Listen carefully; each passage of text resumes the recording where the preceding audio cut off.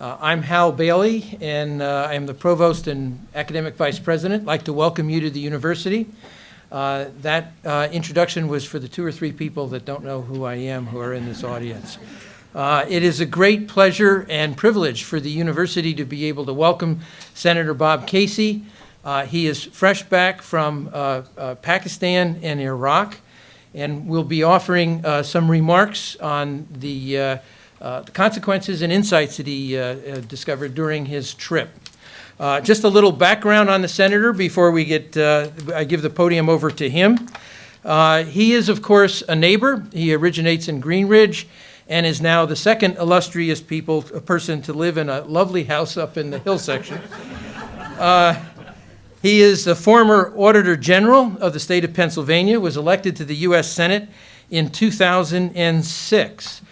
He's made a career of concern with public service, and that has come to a really nice situation now with his service as senator. He is currently the chair of the subcommittee on Near Eastern and South and Central Asian Affairs of the Senate Foreign Relations Committee. I defy anyone to come up with an acronym for that. And it is his committee that has jurisdiction over Pakistan and Afghanistan. He has just returned, as I said, from a congressional delegation to to Afghanistan and Pakistan, and is going to now offer a few remarks on his trip. After his remarks, he will be happy to entertain questions regarding that issue, the Afghanistan and Pakistan trip that he's returning from, and would like to enter into actually a conversation with you over those issues. So, without further ado, it's a great privilege to present to you Senator Bob Casey.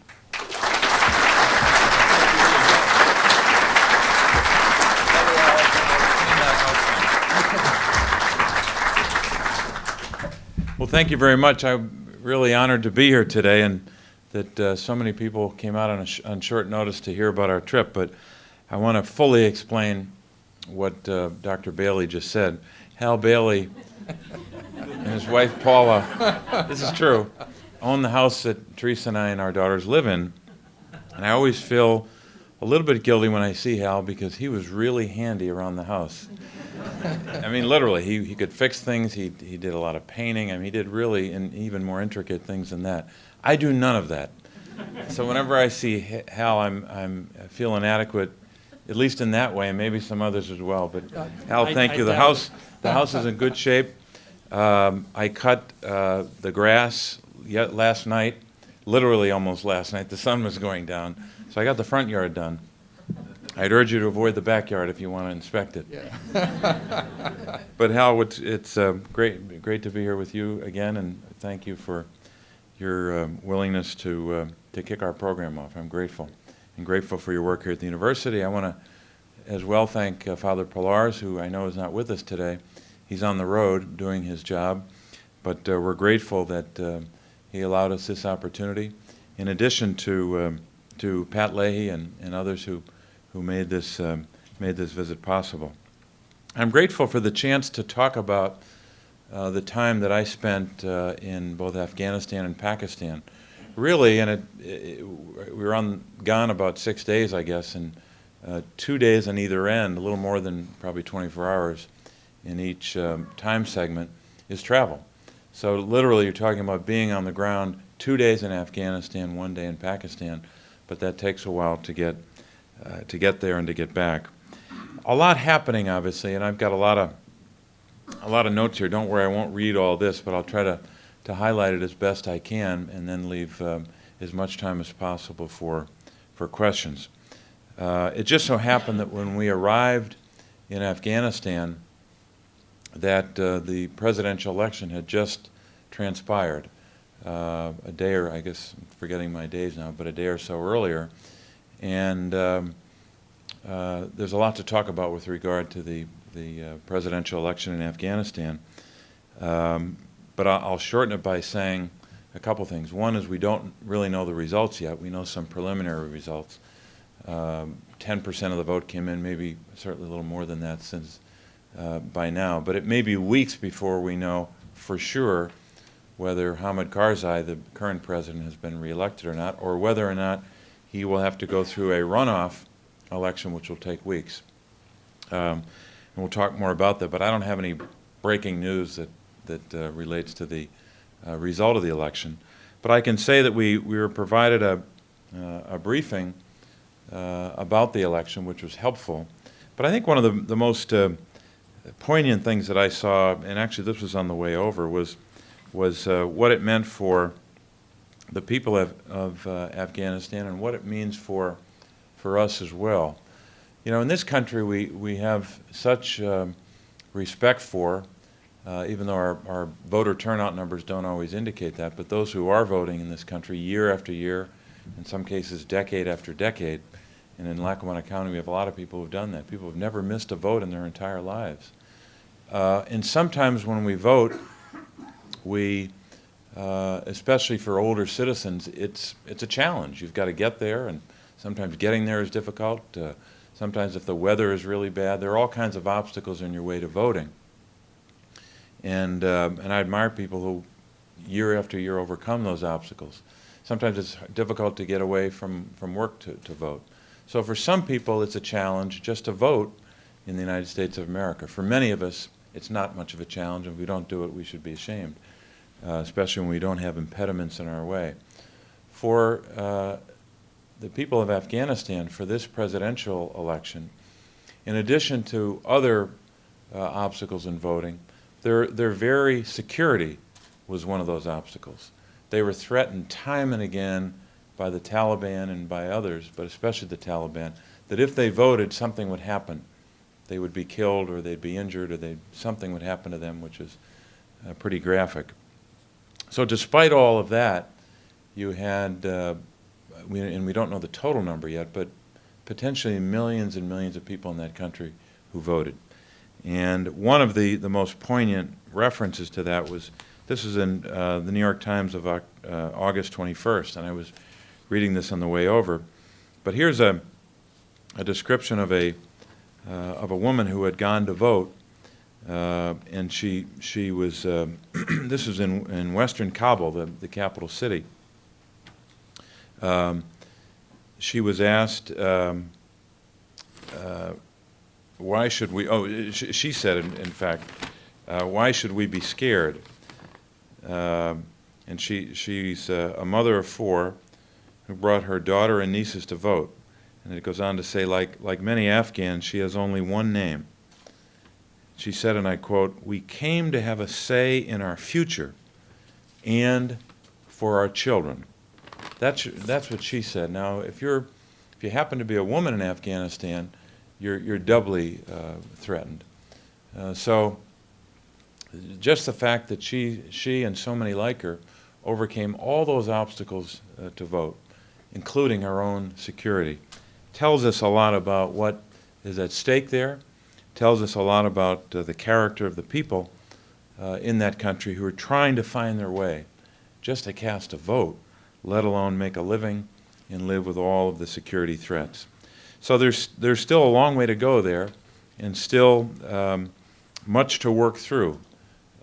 All kinds of allegations, which I think unfortunately will be more than, when it's documented, more than allegations. The reality of fraud, the reality of interference with people's right to vote. But we don't know the result of it yet, and I don't want to pretend to be able to summarize it. But something as simple as literacy, it's hard for us to comprehend this, but something as simple as the literacy of a voter is at stake in places like Afghanistan. For example, and I hadn't thought about this before we were getting our briefing, they were able to tell us that for many, if not most of the people who are voting in Afghanistan, they're not able to read or in any way determine what's on the ballot if it were just printed words like our ballot. And they gave us a copy. This is just a long sheet of paper, and you can't necessarily see it from your seats, but I'll try to describe it for you, where they have an entry for a candidate, and they literally have a picture of the candidate. and then whatever information they can provide. But that's literally how they have to, both a picture of the candidate and a symbol of what that candidate stands for, the party or the philosophy. So they literally, because of the literacy rates, have to be able to put a picture of the candidate up. So we have a long wait, I think, to find out the definitive result. And there are obviously ramifications based upon that result. If President Karzai is the winner by a small percent of the vote, and then you juxtapose that with all of the irregularities and fraud that are alleged, you could have a very difficult situation where the will of the people may have been thwarted, or the will of the people may not have been carried out. I had the chance later in our trip to visit Mr. Abdullah, really the same name, using first and last name of the same name, same spelling. But he was a very impressive candidate, and I could see why he was appealing. He was smart and articulate and had a sense of humor and really seemed to capture the imagination of a lot of the Afghan people. We had a meeting with President Karzai as well, which I'll tell you about, much of which was disappointing to me. But before I go through kind of the schedule of where we were, I did want to mention as well, and I meant to do this earlier, that today we were supposed to be joined by Sergeant Granville. I don't know if you had a chance to talk about him, but he's at Walter Reed and was hoping to be able to drive from Washington this morning to be with us. But I wanted to commend him for his service to our country and just give you some of the background as if you were here, because even though he's not here, we can still commend him for his willingness to try to be part of this and for his service. Sergeant Granville enlisted in the Pennsylvania Army National Guard in December of 2000, and I won't read his whole history, but he was deployed in Bosnia from May of 2002 to March of 2003. He was deployed as well as in Iraq from January of 2005 to June of 2006, and was also deployed in Afghanistan in December of 2007. He was severely wounded on June 3rd of 2008 from an IED, the improvised explosive device. It blows up usually from the ground or from the pavement or from a path that someone is walking or riding. He was in the city of Zermatt, causing his left leg to be amputated through the knee and multiple fractures to his right leg. Two other soldiers were part of that horrific incident as well. And now Sergeant Granville is on active duty with the Warrior Transition Brigade at Walter Reed Army Medical Center. And we're hoping he could be with us today, but I look forward to the chance to be able to talk to him and to learn from him about his own experiences, not just in war, but in particular in Afghanistan. So I wanted to remember him today and commend him for his service. But I wanted to just provide a short review of our schedule and then take some questions. As I said, we had a chance to sit with President Karzai. Now, I had met him in the same place in his presidential palace back in May of 2008, and I was hoping that even in the situation or the time period we were meeting with him, the aftermath, days or hours after an election, even in the midst of that he would be focused on the future and focused on the concerns that we have about what's happening in Afghanistan. And when we had our briefing by General McChrystal, who's head of our forces there as well as others, both military and non-military, one of the real concerns that they have is to keep everyone focused, to keep the American people focused on our mission. And part of keeping us focused is making sure that President Karzai and the leadership in Afghanistan do their job. We're concerned about a couple of basic areas. When our president, President Obama, says that the main objective there is to stop the terrorist network from operating, to disrupt, dismantle, and defeat Al-Qaeda, and to do that by taking on the Taliban in Afghanistan, as well as making sure that the fight is taking place in Pakistan. When we talk about that, part of that, the foundation of that, or part of the foundation, I should say, has to be President Karzai doing his job. Because if we're concerned about security and development and anti-corruption, just to name three challenges that we have there, you have to have a president, a leader of that country, who's focused on not just making sure that we're moving to the point where the Afghan army can build itself up to the point where our soldiers can step back and leave, and also make sure that the Afghan National Police is at a point where they can provide day-to-day security in the country. That's essential. No government, no country can exist without a defense force as well as without a police force. But in addition to that, we would hope that the leader of that country would also be putting in place mechanisms within his government to deliver services. Because if the Taliban are in a particular community, in addition to intimidating people, they sometimes try to replicate what a government could do. And by doing that, they can create a kind of confidence that the people have. If someone's providing you security, even if you're intimidated by them, you might tolerate them. So the government has to be able to show it can deliver, literally, deliver services. And thirdly, if you're the president of a country like Afghanistan, one of the top, or one of the lowest, I should say, of the in terms of poor nations in the world. Last check, it was somewhere around fifth poorest in the whole world. You want to be able to demonstrate as the leader of that country that you're not allowing anything to come between the government and government services and the people. One of those things which not only comes in front of, but also erodes confidence in the government, is corruption. So you would hope that the leader of that country would be concerned about security, concerned about governance and delivering services, and would also be concerned about preventing corruption or mitigating or managing corruption as best you can. And when I sat down with President Karzai, because I was leading the delegation, I got to ask my questions first. Senator Brown from Ohio was next to me, and then Congressman Zach Space, also from Ohio, member of the House, was the third questioner. And our ambassador was there, General Eikenberry, who's a distinguished military leader, who's now, I think, a very effective ambassador for Afghanistan, but for us in Afghanistan. But they were seated to my right, and President Karzai was to my left. And the first thing I said to him was, I hope in the aftermath of this election that you'll respect the process. Some doubts about that. He indicated that he would. Let's see. Let's see what happens the next couple of weeks. But then I wanted to move right to the questions that a lot of the American people have. And I said, look, Mr. President, we're helping, and I said something along the lines of the effort that's being made by General McChrystal and by our State Department and so many other parts of our government to get things right there.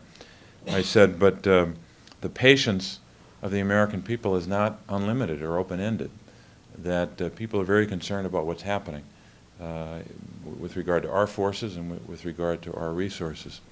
And I challenged him as respectfully as I could to tell me, or to make the case to me, as if I were a constituent in Pennsylvania or here in the United States. Tell me what you're doing along the lines of security, trying to move that forward, but especially tell me about government services. Where have you, how have you progressed on that? What's happening now? What do you hope to do if you're still the president of this country? And what are you doing on corruption in your judicial system? Something we take for granted, having a system. They have a very limited judicial system, and one that's, if there is one in a place, it's often badly broken. I have to tell you, his response was, to say it was inadequate and disappointing is an understatement. I would have thought the president of a country would be able to tell us, if not in every case by a metric or by a number. In other words, when I took over as president of Afghanistan, the situation was this with regard to governance or government services or corruption or things like that. And here's where we are today, and because I expect to be reelected, here's where I hope to be Here's where I hope to be on all those indicators 3 years from now, 5 years from now. But he didn't tell me that. He didn't give me any indication that he had a sense of knowledge about these problems in his country, that he had a sense of urgency about fixing them or addressing them, and that he had a game plan to get there. So on all those fronts, to say that I was disappointed is an understatement. And that's one of the problems we have there, is a vacuum or a lack of leadership. And right now, in my judgment, he's not providing the kind of leadership that we would hope. We'll see if the results of the election change that, if he's able to get a new start and change that. Two things to mention on the positive side of that. That's very negative. I understand that. I'm being very blunt here. But on the positive side, American officials, and I was able to somewhat begin to validate this based upon 2 or 3 meetings, but American officials have made it clear that his ministry, or ministries I should say, his cabinet, the people that he has appointed to run major government agencies, like their security, like their Minister of Interior, one being in charge of the armed forces, obviously, but the other being in charge of the police force, as well as other ministries, apparently are very strong. And I was able to meet with 2 of his ministers and I think begin to validate that in terms of our meetings with them. So American officials tell us that despite the shortcomings of President Karzai, some of which I outlined, and this is my opinion, they didn't express this opinion.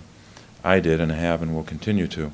But despite that, they were very clear that they thought his ministries were led by capable people, that no matter who won this election based upon this ballot, that a lot of these presidential candidates would pick the same team, the same ministers, and that's a good sign.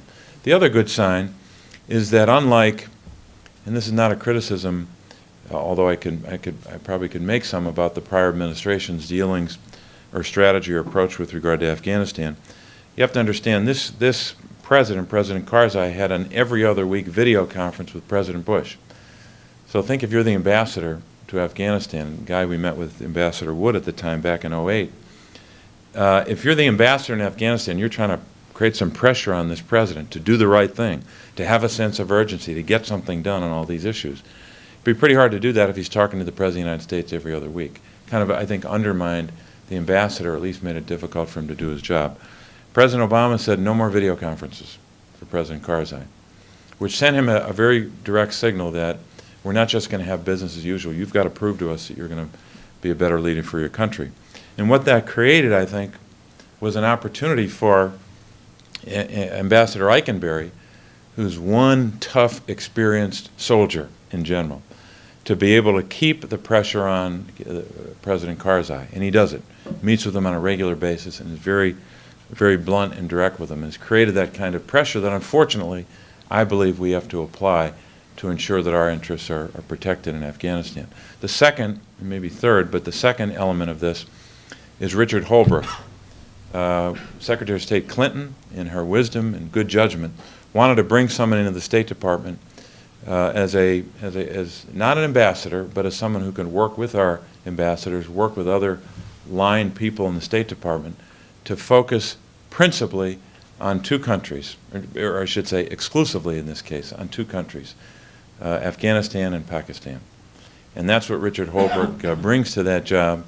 And anyone who knows anything about his history knows that if you look at the work he did in Bosnia years ago, putting on the Dayton Accords, an incredibly complicated agreement. What he's done over the years as a diplomat has been extraordinary. He's very tough. He can be very belligerent when he has to be with a foreign leader, but he can also be very charming and engaging. He is one of those diplomats who has all kinds of skills, but also respects 2 institutions.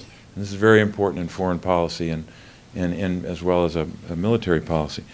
He respects the Congress for a lot of reasons, that we have a central role to play in foreign policy and defense, and we're appropriators. He understands that. Richard Holbrooke does.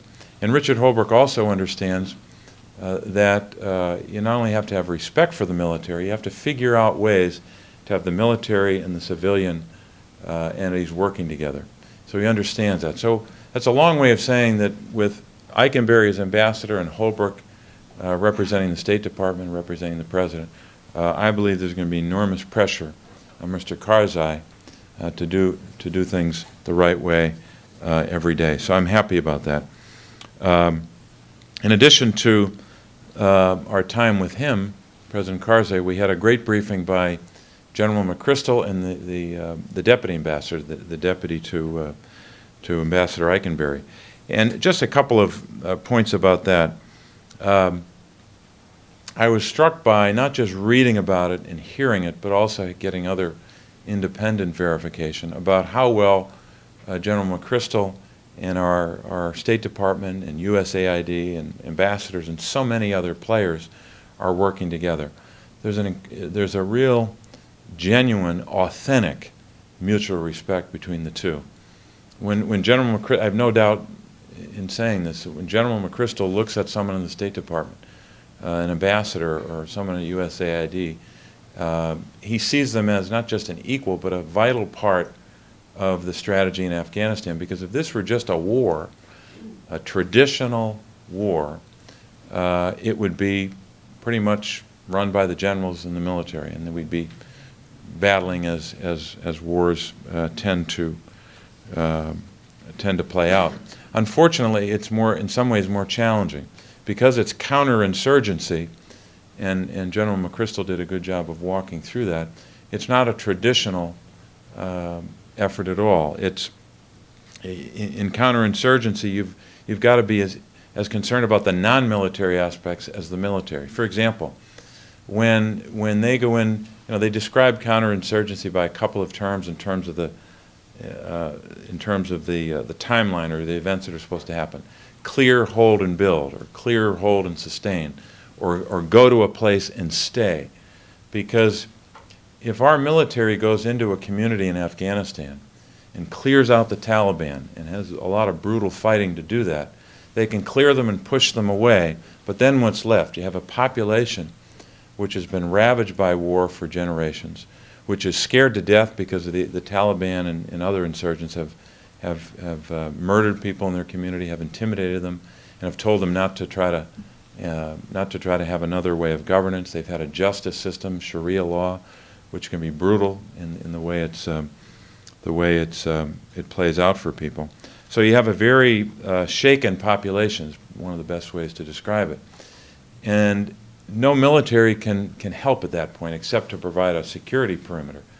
But one of the most important things that General McChrystal emphasizes is that after the military clears out a place, you have to be able to hold it and then to sustain that effort. And you have to do that through governance and through services and through inspiring confidence. So one of the first things that our USAID and other officials have to do is to call a meeting in that community of tribal elders or whoever is considered a leader in that community and try to begin to inspire confidence that the United States and other governments are going to help you right now with basic services, whether it's food or sewer or schools or whatever we can, in the next couple of days and weeks. And then to deliver on that promise. Very hard to do. But then you have to be able to convince them short-term and long-term that you're going to be there for a long duration, which has never happened in the past. So they don't, your credibility, anyone saying that, your credibility level is kind of low when you start that. So General McChrystal spent a good deal of time talking about the importance of that. He also talked about basic threats that are the two basic threats in his judgment that threaten Afghanistan. One is obviously the insurgency and the terrible threat that poses to the country. But two is just a crisis in confidence. If you live in a country where there's not only war, but your government isn't really working for you and for your family and for your community, there's a real crisis in confidence. So that's, and I was going to talk more about his presentation, but I don't think I have time. Let me skip to, I mentioned a couple of these other meetings that we had with some of his ministries, but that was, that day ended, our first full day ended with a briefing by our agricultural experts. one of the most important challenges we have in Afghanistan is through a lot of strategies to transition their economy away from poppy, which results in the prevalence of heroin in the drug trade, which is a major reality in that country right now, to be able to transition away from poppy as a crop, an agricultural product, to other products, whether it's wheat or whether it's fruit or nuts, things that they've been known for over history, but those parts of their agricultural economy have been decimated. Just to give you a short-term focus, it's a country of 34 provinces, and according to our civilian personnel there are about 18 provinces now that are poppy-free. Good news, but they're probably the easy ones to transition away from. But a short-term goal will be to get that from 18 just to 22 provinces that are no longer relying upon that crop.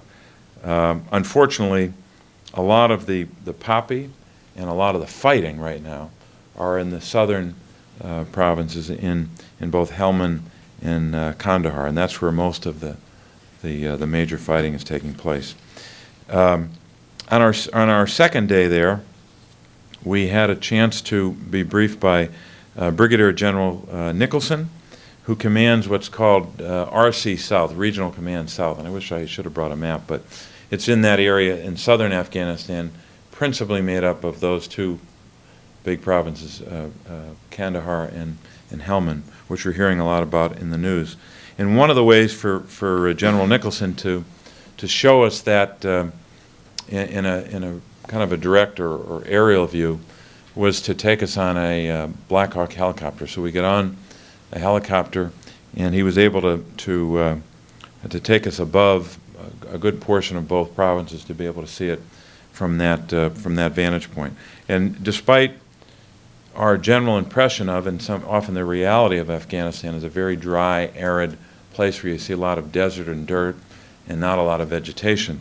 When you see it from the air, you realize how much of that country has productive green, arable land that we can use for all kinds of crops. But that's sometimes that's not visible until you're above it in a Black Hawk helicopter. I was happy that in this trip, unlike my trip to Baghdad in 2007, that the Black Hawk helicopter was moving at a reasonable rate of speed, and that we weren't doing avoidance maneuvers over rooftops with body armor and a helmet. In this instance, it was moving at a reasonable speed at a fairly high altitude. We had body armor on, but we didn't have helmets, so that made it a little easier to function. If you've ever had those things on you, they're pretty heavy. But that was for General Nicholson to give us that overview was very helpful. We went next into Helmand Province to a so-called PRT, Provisional Reconstruction Team, to get a briefing of that. I won't go through all of it, but suffice it to say that those teams are every bit as important as a brigade or a part of our military, because that is the team that has to go into that community after the bad guys have been cleared out. And they have to be able to deliver very quickly, to inspire confidence, and then to be able to set forth a structure so that people can, at the end of several months and certainly at the end of several years, that community can govern itself. So our people do a great job. They have help from other governments as well. The British, in particular, have been active in this part of the country. And then we went to had a meeting with one of the governors of the various provinces. In this case, he's probably the best known and someone who really inspires confidence. Governor Mangal, M-A-N-G-A-L. Apparently, President Karzai is not a big fan of his. I won't speculate on why that is, but he's recognized internationally as one of the most competent, effective governors in that country, if not the best, because he understands how to govern. He's a kind of a technocrat in the sense that he knows what delivering services is all about. So we were able to spend some time with him and try to recognize him as someone that we have confidence in, because it's very important that our government is sending the right signals. I'm going to move quickly, and then I'll wrap up because I know there's so much to cover, but move quickly to a summary of our trip to Pakistan. We had just one day because I had to be back here a day early, but the first thing we did was get a briefing by our embassy. Ambassador Ann Patterson is the ambassador to Pakistan. I remember meeting her back in 2007 when she came before the Foreign Relations Committee for confirmation. Now, General Eikenberry in Afghanistan is about 6'3", and he looks like he could play football for any team you can think of. And he's a tough general and soldier. That's Afghanistan. Then you go to Pakistan and you meet Ann Patterson, our ambassador. She's about something, 5 foot something. But other than their height differential, they're both incredibly effective. Ann Patterson is someone who, she grew up in Arkansas, wanted to become a diplomat and worked in the State Department for years, worked in counter-narcotics, a very tough area of any part of our government, and served, I mean, she served in all kinds of places in the world at the ambassadorial level. She was in Colombia, for example, a very tough place for anyone. Talk about a place of real security risk. And then she was named by President Bush to be ambassador to Pakistan and is still serving there. Does a great job under the most difficult of circumstances. Now, when you get to Pakistan, it's a troubled area of the world. We have layers of concerns there. You have a country that, even though they have a tradition of and the reality of a strong military, unlike Afghanistan, where we're hoping that they can build their Afghan national army, in Pakistan you have a strong army. In fact, the army used to be headed by General Musharraf, who was also the president of the country. So you had a complete merging or melding of both military and government power. It was easier to deal with them in that way. It's very efficient to deal with one person who has control of both. In our country, we have a different tradition, thank God. But because of that history, they have a very strong army, to the point where we were going to a refugee camp for so-called IDPs, internally displaced persons within Pakistan. Because of the fighting that the government or the army has taken to the Taliban in Pakistan, that created flight in a lot of communities, and you had these people who didn't have any place to go. But fortunately in Pakistan, the army developed a lot of expertise dealing with refugees when they had their earthquake back in 2005. So the army was able to run a lot of these camps and has done a pretty good job at it. We'll await the final word from international organizations who are monitoring it, but I saw one of them up close, literally being there in a camp when women, young women and older women and men and young children were lined up for services to go to the doctor in a tent, but often an air-conditioned tent, thank God, which seemed to be good medical care. Babies being born in these camps, people worried about their own security and their own day-to-day existence. But the army in Pakistan has had a lot of experience running those kinds of refugee operations, unlike Pakistan. So we're able to get a sense of that, not just by getting the briefing, but of course taking a helicopter. In this case, it wasn't a Black Hawk; it was an old Russian helicopter, which was kind of interesting. But to get to the IDP camp and to see a camp that still had about 40,000 people in it, but had most of the people already back in their communities. Make maybe two or three points about the camps. One is that when you hear these numbers about the number of refugees in Afghanistan, the numbers are extraordinary, over 2 million by some estimates. And we had a hearing on this in our subcommittee about a month ago, a little more than a month ago. But when you think of that and you think of camps, you think that all of the 2 million something are in camps. Fortunately, the people of Pakistan also developed an expertise and have a tradition in that country of taking people in. So the estimate is as high as 80% or more of the 2 million some who were internally displaced in the country were brought into people's homes. So the army, the government, had to deal with just the 20% or less in these camps. So you had a couple 100,000 people in camps. I think it was about 330 is the number I recall, 330,000 people in the camps, which is a lot, but it could have been a lot worse if the people of Pakistan didn't have that tradition and didn't have that experience with bringing people into their homes. So it's a huge problem, but it seems to be moving in the right direction. I would hate to have the same problem transpire in Afghanistan, because there you would not have the army that could do the job that the Pakistani army has done in terms of the emergency, and you wouldn't have enough of a functioning government to be able to do it as well, in my judgment.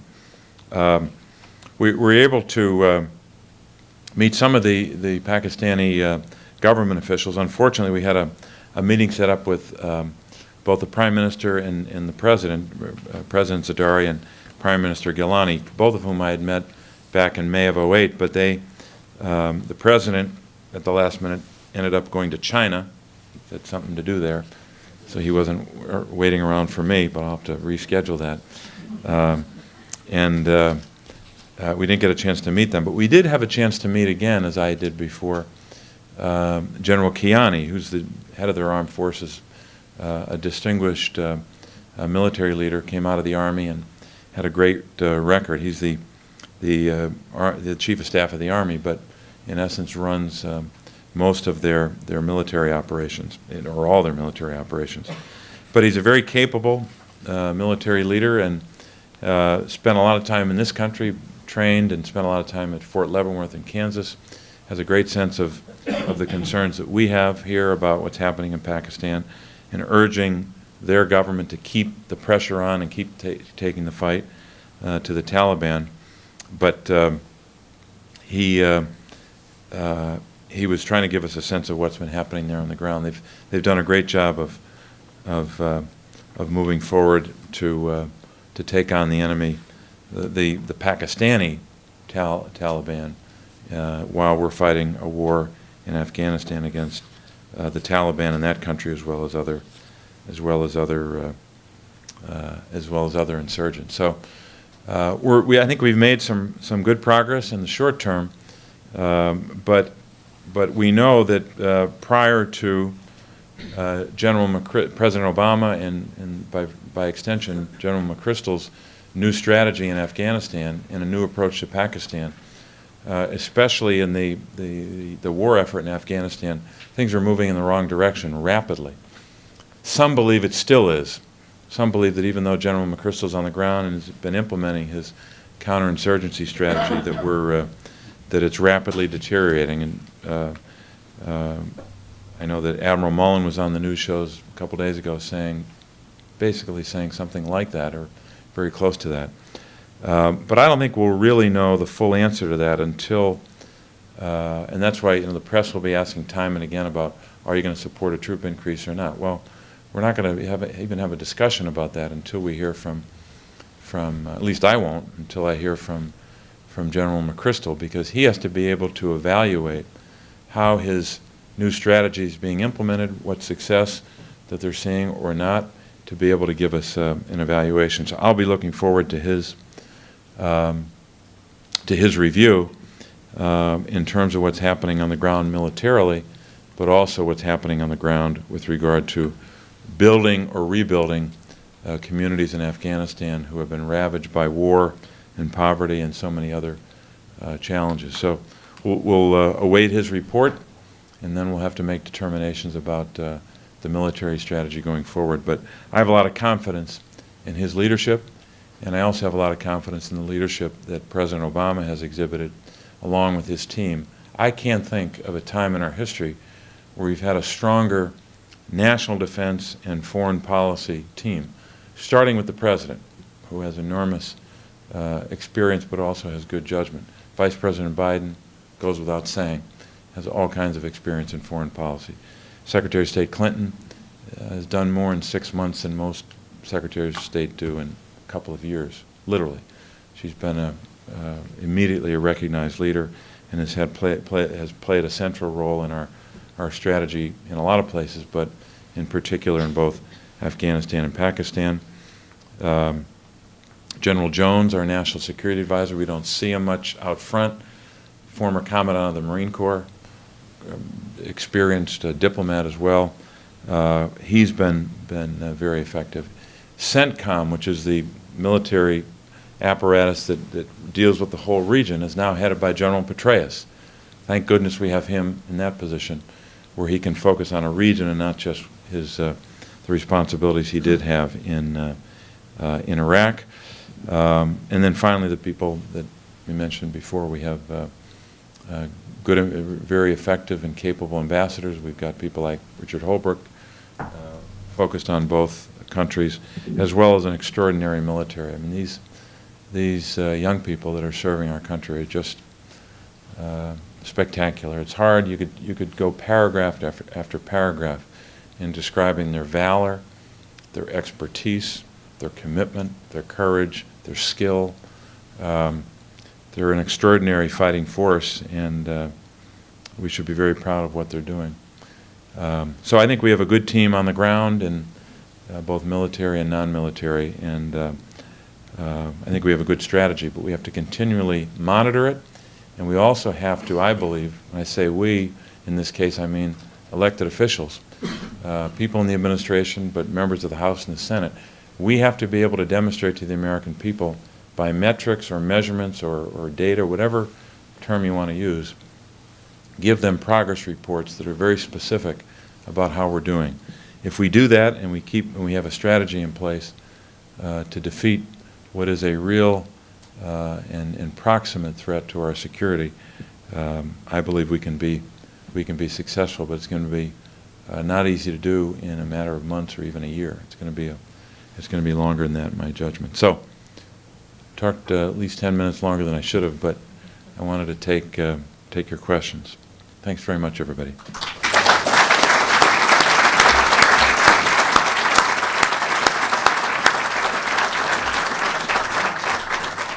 I think we have a microphone or two.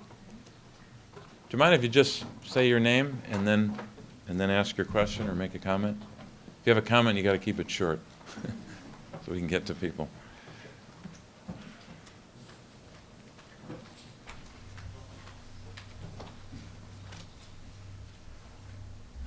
Oh, yes. Hi, how are you?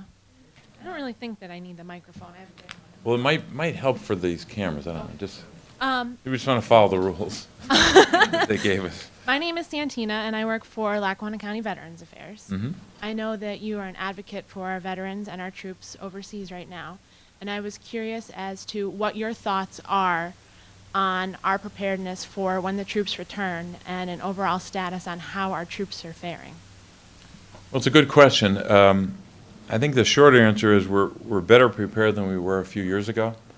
I don't think that's good enough, candidly. Fortunately, with the new administration, we have someone in charge of Veterans Affairs who understands both sides of that.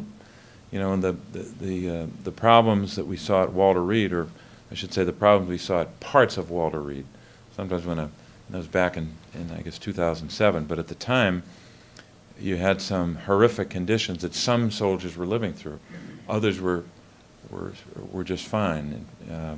But in those parts that where our government failed our troops and their families, that had to be the real focus of our attention.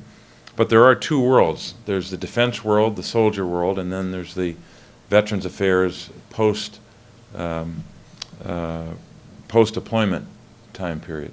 And unfortunately what was happening there was you didn't have a coordinated, among other problems, a coordinated system for someone to be given health care or other services when they went from being a soldier to being a veteran coming back. But I started to say that we have someone in charge now at Veterans Affairs, General Shinseki, who was not only prophetic in terms of the challenges we had in Iraq, but some smart guys didn't listen to him, and he was right and they were wrong, but we didn't find that out till later about troop levels and things like that. But I'll leave that to one side for a second. But in terms of his military experience and his judgment and his passion for taking care of fighting men and women, we couldn't have a better leader. We've already seen evidence of it in his work in Washington, but also his willingness to travel the country to be in community. So I'm very confident about his leadership, and that obviously is an indicator of the leadership that President Obama has demonstrated with regard to taking care of our veterans. So I think the jury's still out in terms of a full report and a full analysis on how we're doing, but I think it's a lot better than it was, especially on various parts of our VA healthcare, and also the transition from being part of the Department of Defense and then being part of the VA. We have I've introduced and been part of a number of bills that deal with some practical problems. For example, foreclosure. You never think of home foreclosure in the context of a returning veteran, but unfortunately the reality is sometimes they're not given the kind of time that they should have a right to expect to deal with a transition that involves their housing. So we've worked on that, worked in a number of other areas that I won't go into now, but I think it's improved, but I still think we've got to have more of a definitive sense when the new team at the VA is able to give us a fuller reporting on it. Yep, over here. Good. Hi, doctor. How are you? I'm Dr. Gino Mori. I know that. Currently a student here at the university. What are you taking? Right now I'm taking dramatic comedy.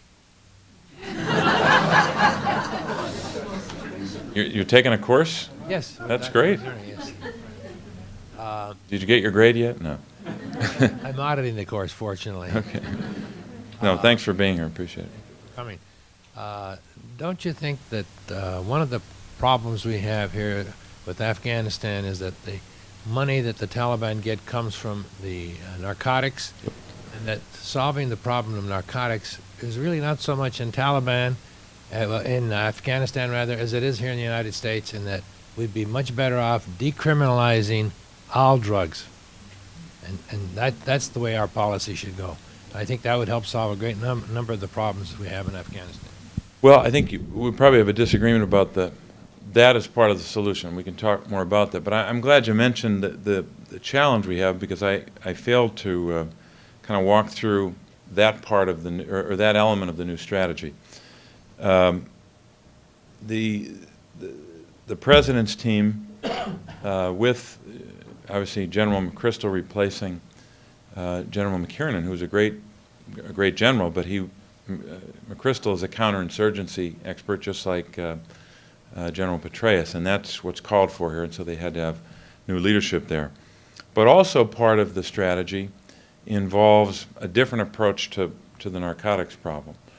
And it's not easy, and there's no magic wand, but part of the strategy prior to this with regard to the poppy and the terrible results from it. One thing I learned over there is that sometimes when children are part of the process of harvesting the poppy, and they work with this plant over time, they can literally become adversely impacted because it gets into their skin. I mean, it's horrific. Not to mention what happens when it lands in some other place in the form of heroin and all the destruction that does. But the focus prior to this has been principally on eradication, figuring out ways to destroy the crop.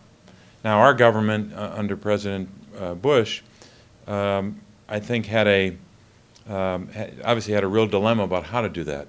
If they went and just sprayed acre after acre, mile after mile, you might eradicate crops, but you might alienate the population who rely upon that crop to live, and B, you might actually hurt people in the process of spraying or whatever you did. So so even though eradication was a big part of the strategy, it was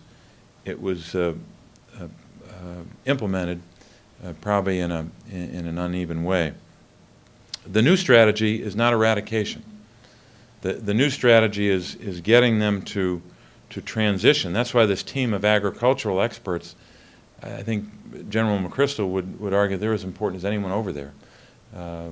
People at USAID and our Department of Agriculture and other parts of our government as well. So it's trying to transition to wheat or to these other crops that I mentioned before, whether it's fruits or nuts, things that the Afghan agricultural economy was known for. But the second part of it is interdiction, just being much tougher on the other end of it, because the concern is if you stay with an eradication-only policy, or a policy that's focused on eradication, that A, you're not going to get the job done anyway, and B, you're going to alienate people who are actually doing that, harvesting that crop for a living, and they're not all bad people. They're farmers, and they've got often the pressure of the Taliban to deliver a product, and the Taliban basically says to them, we'll keep you safe if you keep the revenue from the poppy crop. And oh, by the way, if you leave your property, surrounding your property are often IEDs and landmines. So you don't want to leave. You have nowhere to go. You're a captive in more ways than one. So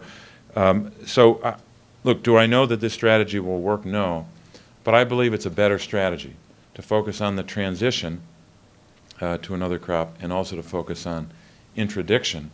And that's why, for example, our DEA, is actually playing a role here in Afghanistan. But you make a good point about demand on this side of the demand here in the United States for narcotics, and demand across the world.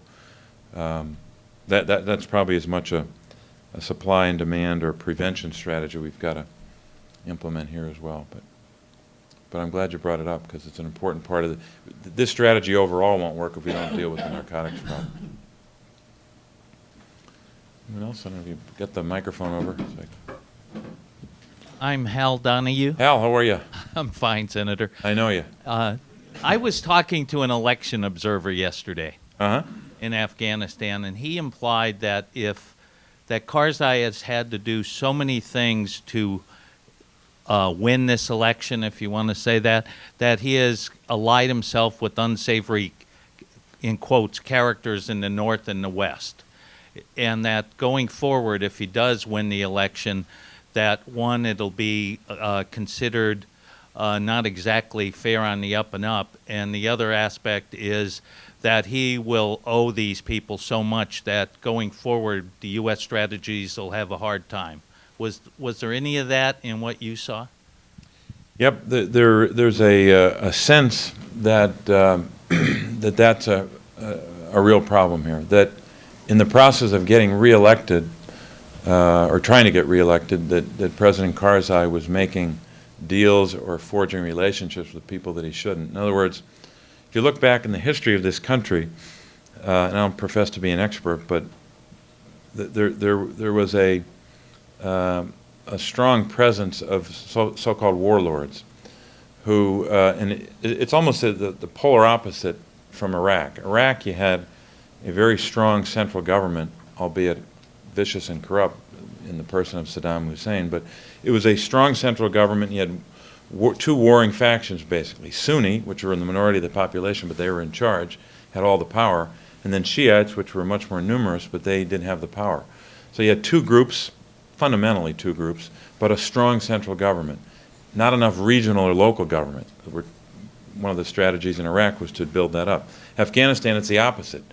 Very limited or weak central government historically, more decentralized into provinces and these local communities, for lack of a better word. That's where the warlord came in essence like a governor of a region. And a lot of what a lot of the power and influence and economic might that that comprised the power center of a warlord was narcotics. And that's the concern here, is not just that you have him making alliances with people that are dishonest or personally corrupt, but they're actually, some of them, we don't know for sure, we'll see as it plays out, some of them might be corrupt as it relates to this problem we just talked about, the narcotics problem.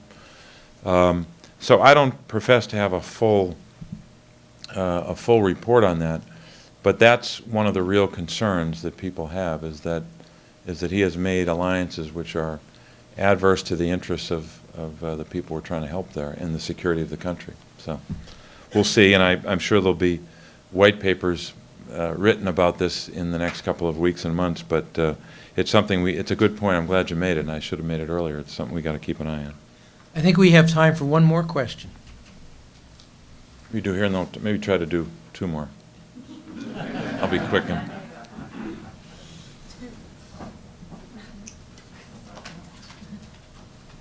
Hi, Senator. I have Matt 120 on my watch, so I don't know if that is relevant to anyone. Matt Dominus with the Governor's Office. Good to see you again. Yeah, good to see you. I always run to you in the hall, but my question has to do, this is distinguished Afghanistan from Iraq this is an international effort, really a NATO-led Yep, effort with a large good point. component. And along with the increasing casualties that the United States has seen, our allies in Germany and England are also seeing a lot of increase in casualties. And my question is, how important do you deem that to be as part of this effort going forward, is keeping this international flavor there? And what kind of efforts are being made to really keep the support of the British and the German governments involved in this effort? Well, it's a great question, and it's hard to encapsulate in short order the efforts that are being undertaken. Part of it will be a combination of our own success in implementing this strategy and being successful with it. Obviously, if you're a government official or a citizen of Great Britain and you see something deteriorating, you're not going to want to provide much support. And the British have taken a lot of heavy casualties in the last year, but especially even the last couple of months. But a lot of that will involve strong and effective diplomacy as well. So it's going to be a continual challenge. And I'm glad you mentioned that. I was going to highlight the number of countries. We're talking about 42. I'm looking at a chart here. This is a little dated. It's as of June because our number has gone up in terms of troops contributing. We're on this chart as of June. We were a little less than 29,000. We're closer to, I think between 38 and 40 now. But there are a few that are contributing a lot, and many that are contributing just a much smaller number. Just to give you an example, this is, for example, Germany has a much lower number than Great Britain does. There are some governments that have done a lot more than you would think based upon their size. The Australians, for example, have contributed a lot. But it is unlike Iraq, where you had very little in the way of other nations contributing. You have that many that are part of this, the so-called ISAF, International Security Assistance Force, which is really what McChrystal is head of. He's not only head of our military, but he's head of that international force. But it's to convince other governments to sustain their support is going to have to be a combination of success, good diplomacy, and a good bit of that diplomacy will start at the very top of our government. As President Obama interacts with leaders who are part of that 42-member coalition, he's going to have to be able to make that case to them. And it's increasingly difficult because it would be difficult in a vacuum in and of itself. But a lot of what's happening in Afghanistan with regard to the way people view it, the way support is engendered or as support diminishes in some places, a lot of this is a reflection of or an outgrowth of what happened in Iraq, where we had a major, say it's major is an understatement, an extraordinary commitment by our country, but very little commitment by others. And part of that was the approach that we took, which was, if you want to help us, fine, but if not, we're just going to take this on ourselves. So it, like a lot of things in Afghanistan, it's been affected one way or another by the way that by the way things that played out in Iraq. And of course, we still have in Iraq still 140 or so thousand troops. That number's probably a moving target, but even as we've transitioned to the Iraqi government, we still have a lot of our forces in country there as we really wind down at the end of 2009 and then 2010 and 11. So still a lot of people in Iraq, so a lot of soldiers. Oh, yeah. Senator, Raza Bukhari from good to see you. Villanova. Good to see you too.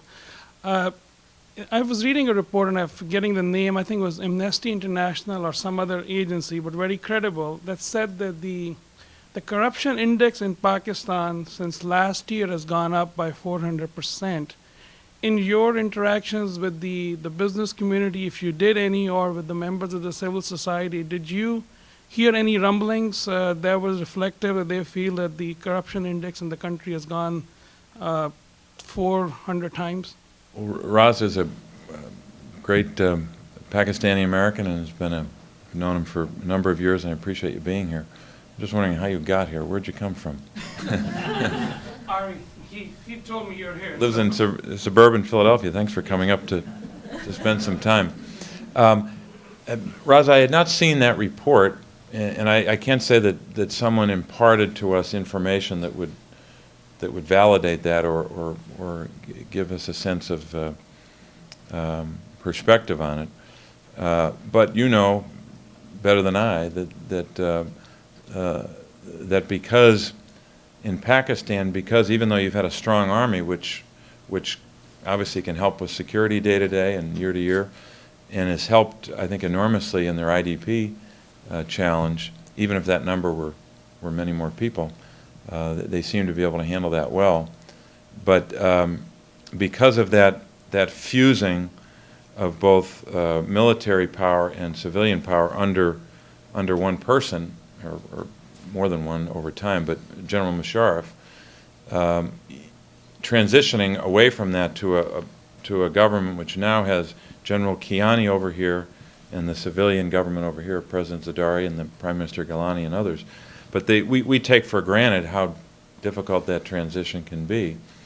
And there are obviously real concerns, not just with the strength or viability of that civilian government, because it's in some parts of it brand new. They're governing in a way that they hadn't in a very long time, if ever. But there's also that corruption concern that, in reality, that similar concern, but different manifestations of it than Afghanistan.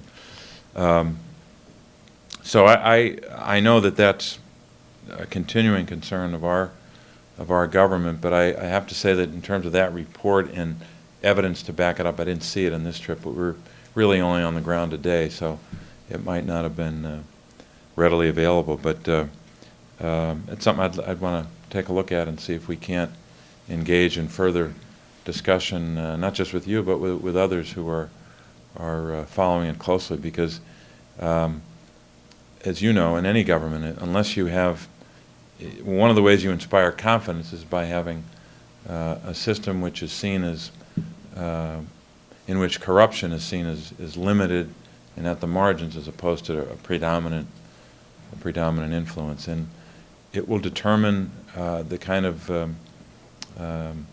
stability of the Pakistani government. It will be one of the determinants, I should say, of whether that government will be stable. So, and in my interactions with General Kiani, Carl Levin, who's head of our Armed Services Committee, and I met with him, as I said, back in May of '08. In a half an hour or 45-minute meeting, General Kiani said what seemed to be 13 times, "I only do something when the government tells me." In other words, I don't want to be president, I don't want to be a civilian leader, I'm a military guy. Now, he is a military leader, and that's good that he's got that mindset, but that's not enough to have the military leader point to the civilian leadership as the authority. The civilian leadership has to be able to deliver. And there are questions, and you know, Pakistani Americans, yourself included, and so many others who have come up to people like me and said, "I want to help. I want to send money over there. I want to send money for a school." And a lot of this has already been successful. But they worry that when that dollar lands in the treasury of or lands anywhere in the Pakistani government or in society, that it'll be diverted, it'll be wasted, it won't get to children, it won't get to poverty, it won't get to helping on education and so many other things. So I'm glad you raised the issue, because it's something we got to pay more attention to. Maybe we can do one more and then they're going to give me the hook. I'm not making this decision. Who wants to decide who's next? better. I'll try to talk on the way out if we can. No, Right. Gretchen. Sorry about that. I didn't. Thank you, Senator. I'm Gretchen Van Dyke. We've met, I think, Hey, Gretchen, previously. thank you. I teach international relations here at the university. A question about the Taliban, the treatment of women under Yep. the Taliban. There was a lot written about the treatment of women. What has your subcommittee done, or even on this trip, or in planning to do about monitoring, continued monitoring the treatment of women in Afghanistan?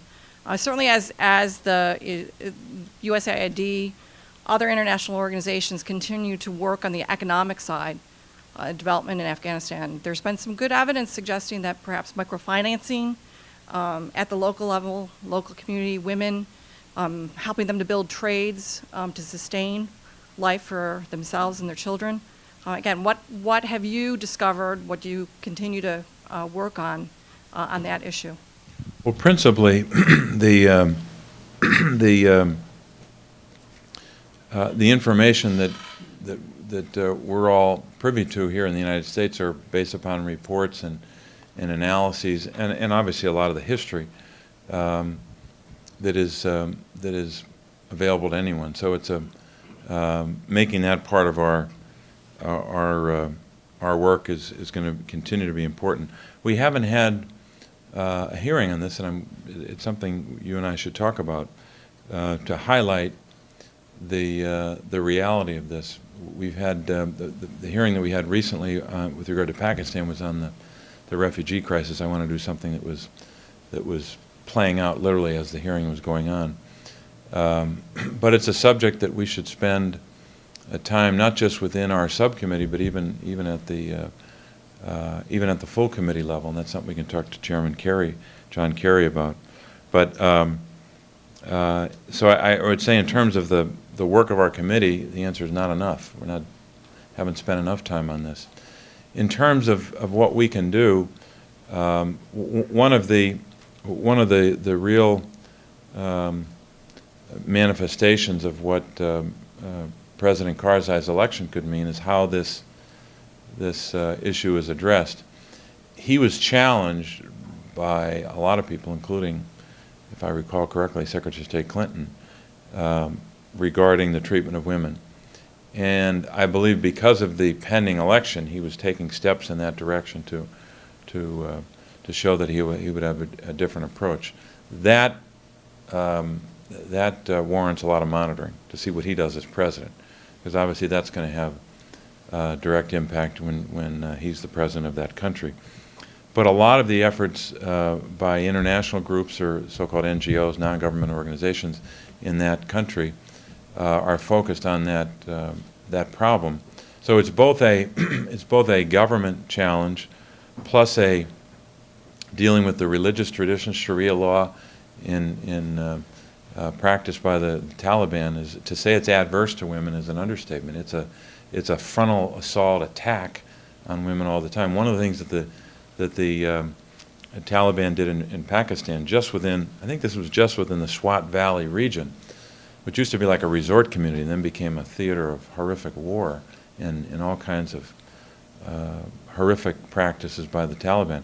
They burned something like 100 girls' schools, either right to the ground or did substantial damage to girls' schools, just as a signal that they don't want girls or young women to have an education or to be able to advance. So it's a problem.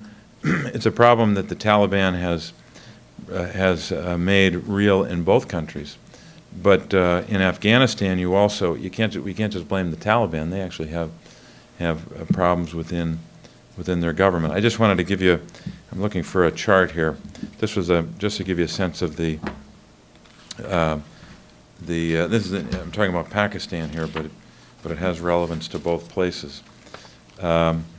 When you talk about if you had to define one region where most of our in the border between the two countries, where a lot of our military and a lot of our intelligence and a lot of our focus is, it's on the so-called FATA, the federally administered tribal areas, and in the FATA. And this is a chart that the our government produced, kind of a quick summary of the region. In that region of some 3.3, a little more than 3.3 million people, the literacy rate is 17.4% in that area. The female literacy rate, now countrywide, it's about 36%, still very low. Rand, for example, has a literacy rate of like 99%. We tend to think of them all as kind of in one region, but so Pakistani literacy rate is 36%. Female literacy rate in the Fatah, the part where we're most worried about, 3%. General McChrystal told us in his briefing that if you're talking about just the literacy rate among teachers in Afghanistan, it was, or I should say the overall literacy rate for teachers was something like, 30% of the teachers in Afghanistan are illiterate. So you have almost a third of people doing teaching that they can't read. It's hard. It seems so counterintuitive. It defies explanation. But so we've got a real challenge, because if a population, especially women who are discriminated against and sometimes horrifically abused, in addition to that, if they're not being given an opportunity to enhance their literacy and not being given a chance to enhance their skills, that's cause for not just further instability, but it's a human rights and an international problem that we have to address. So we certainly need to spend more time on it. And anything you want to send us, I'd love to hear it. You gave us a good idea for maybe a subcommittee hearing that we could have in the next couple of months. We have in our subcommittee it's 32 countries, but it involves South and Central Asia, which means these two countries, Pakistan and Afghanistan. We also have Iran, Iraq, and all of the Middle East. So we have lots of material for a lot of subcommittee meetings. Let me just make one point before we conclude. This was a letter, and I won't read the person's name because I'm not sure they wanted to make it public. But this is a letter from a soldier, not someone I knew, but someone who works with me who knew this soldier, and he's writing from the battlefield in Afghanistan recently, and talking about the fight that they had recently, and all kinds of detail, writing to his family about the battle. But let me just give you a sense of what these young people are up against, in addition to the obvious personal courage that they exhibit. Just what it's like to live as a soldier in a situation like this. He says, and I'm reading in part here, quote, "I've been wearing the same socks, underwear, pants, and shirt for a week now. I'd also like to eat something other than the MREs and be able to take a shower and sleep on something other than the concrete floor of this house or in the courtyard that's covered with stuff we wouldn't want to be sleeping in." He talks about the success of their operation in delivering a blow to the Taliban and goes into great detail about that. But he says, "I was also extremely impressed once again by the abilities of my platoon to affect the battlefield in favor of our forces." He talks about the skill that they've developed, and he says, "I turned 25 on August 5th. 25 years old on August 5th. So he says, so thanks to everyone who wrote with birthday wishes." And then he lists some members of his family. I won't read those. But he says, "I'm sorry I didn't call you while you guys were all at the beach. I was busy, to say the least, but I wish I could have been there and hope you had a great time." That is America. I mean, they're the kids that are that are over there, and we have to just make sure we get this right. And part of getting it right is being very honest about measuring success, about metrics, about the detail of getting the military strategy right, but also getting the non-military parts of this right. And it also means having candid conversations with the American people. And I have a lot of confidence. I'm brimming with confidence that President Obama will engage in that. And this discussion today is part of that. We can't have a war again where the conversation goes something like, if you're against my policy, you're for cut and run. That is not how you have a conversation with the American people. Not just when people's lives are at stake on the battlefield, and even the lives at stake of the the bravery of State Department personnel and ambassadors who live in the most risky of circumstances. So we have to have the right conversation, and that has to be demonstrated by the leadership in any White House and in any Congress. So a discussion like this helps us give meaning and integrity to a policy which is going to be very important, not just in the short run, not just to get it right and make it feel good politically, but to be successful so that we can eliminate or at least badly damage the ability of these elements, whether it's Taliban or Al-Qaeda or any other entity that threatens us. And make no mistake about it, they're threatening today to cause us harm. We have to make sure that we're doing everything possible to get this policy right and serve our troops and our taxpayers in a way that's commensurate with our values and with our objectives in this challenge. So we're grateful for this discussion. I wish we could have more time. I wish we could have more of these, but we're grateful. Thanks very much.